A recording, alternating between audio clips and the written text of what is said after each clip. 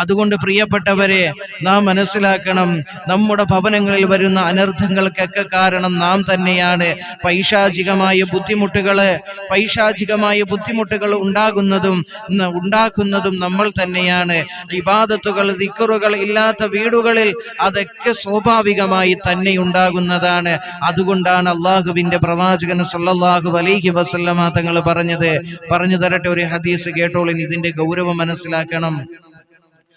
قال رسول الله صلى الله عليه وسلم, അല്ലാഹുവിന്റെ പ്രവാചകൻ നബി മുഹമ്മദ് മുസ്തഫ സല്ലല്ലാഹു അലൈഹി വസല്ലമ തങ്ങൾ അവിടുന്ന് പറയുകയാ, ലാ തജ്അലൂ ബുയൂതകും ഖുബൂറാ. അല്ലാഹുവിന്റെ പ്രവാചകൻ നബി മുഹമ്മദ് മുസ്തഫ സല്ലല്ലാഹു അലൈഹി വസല്ലമ തങ്ങൾ അവിടുന്ന് പറയുകയാ, നിങ്ങൾക്ക് അല്ലാഹു സുബ്ഹാനഹു വ തആല നൽകിയ ആ ഭവനമുണ്ടല്ലോ മുഅ്മിനീങ്ങളെ, ലാ തജ്അലൂ ബുയൂതകും ഖുബൂറാ. നിങ്ങളുടെ ഭവനങ്ങളെ നിങ്ങൾ ശ്മശാനങ്ങളാക്കരുതേ എന്ന്, അതായത് കബറിടങ്ങളാക്കരുതേ എന്ന് മഹാനായ നബി മുഹമ്മദ് മുസ്തഫ സല്ലല്ലാഹു അലൈഹി വസല്ലമ തങ്ങൾ അവിടുന്ന് പറയുകയാ. കാരണം എന്തെന്നറിയുവോ? ഇവിടെ ഒന്നും കൂടെ മനസ്സിലാക്കുന്നതിന് വേണ്ടി ഞാനൊന്ന് ഖുബൂറ എന്ന് പറയുന്ന സ്ഥാനത്ത് ഞാനൊന്ന് അർത്ഥം വെക്കുകയാണ്.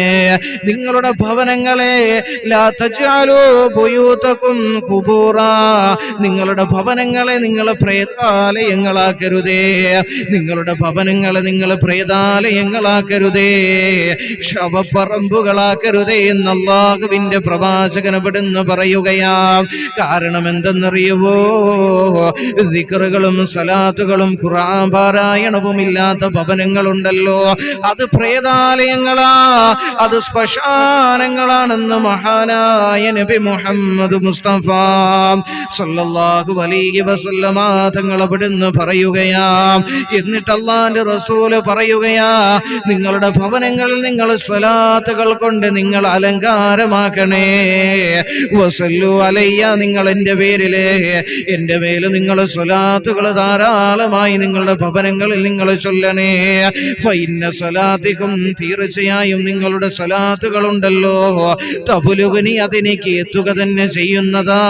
ഹൈസു കുന്തും, നിങ്ങൾ എവിടെയിരുന്ന് ചൊല്ലിയാലും ആ സ്വലാത്തുകളുണ്ടല്ലോ അതിന്റെ ഹളറത്തിലേക്ക് എത്തുന്നതാണെന്ന് മഹാനായ നബി മുഹമ്മദ് മുസ്തഫ സല്ലല്ലാഹു അലൈഹി വസല്ലം